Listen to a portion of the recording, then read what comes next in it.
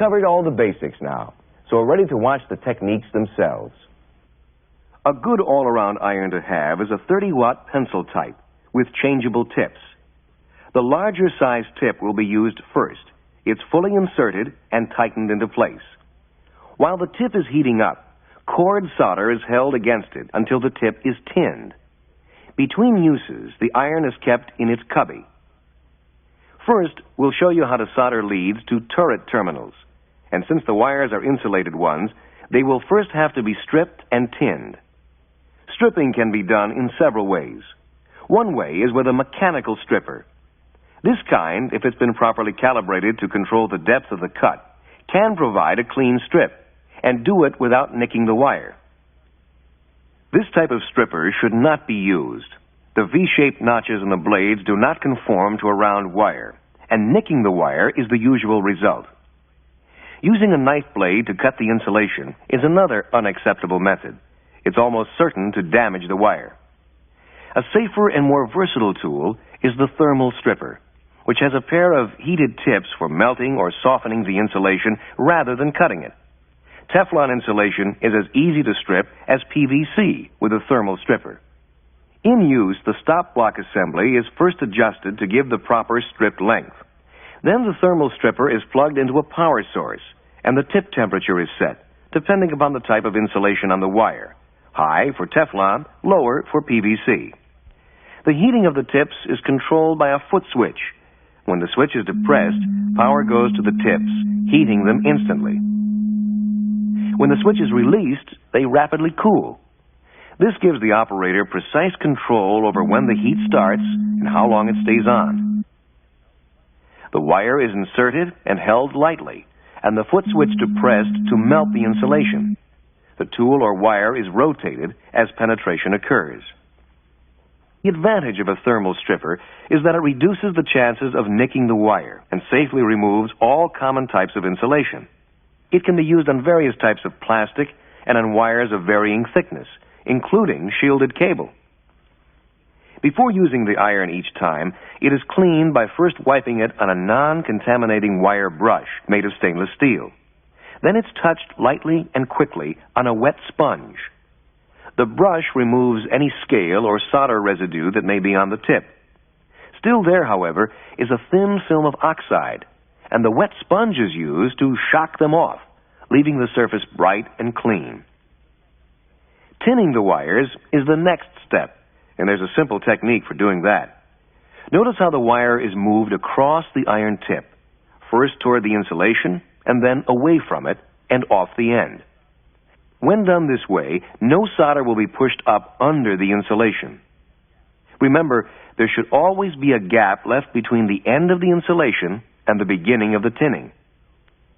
Using a pair of chain-nosed or round-nosed pliers, the tinned end is now formed, the loop is cut, the wire placed in position for soldering. The actual size of the loop will vary, depending on the specifications for the particular job. The loop may be a 180-degree one, which makes removal easy, or it may be as much as 360 degrees. We recommend a 270-degree wrap to ensure a tight mechanical connection before soldering. When only one wire is placed on a terminal, it is placed in the lower section, flat down against the base. In this way, any mechanical stresses will be transmitted to the board, not the terminal. If two wires are connected, they are brought in from the same side and positioned so that insulated portions of the wires are in contact, one on top of the other. Note the insulation gap that's been left in the wire. This is done so that during soldering, the insulation won't melt into the wire. Now let's watch the soldering, first in real time, and you'll see there are 4 basic steps involved.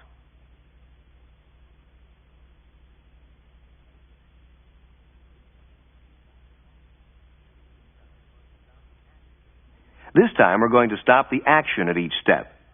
This is the first one, putting the iron at the point of maximum thermal mass. Here is step number 2. A solder bridge is made to increase the thermal linkage between tip and work. Step number 3. Solder is applied on the opposite side from the iron, it's painted on and then removed while the iron's still there. Step 4. Now the iron is withdrawn with a wiping motion.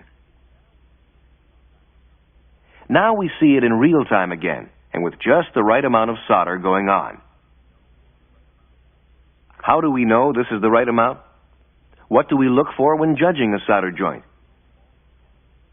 First, we remove all the flux so that we can examine the joint. This is the way a good solder joint looks. It's bright and shiny, and the solder has feathered out smoothly, showing good wetting action along all the elements of the joint. The area on the side is known as a fillet, and on a good solder joint, the fillet is always slightly concave. This joint is unacceptable because there's too little solder. The joint may otherwise look good, but there's too little solder on it for acceptable mechanical strength.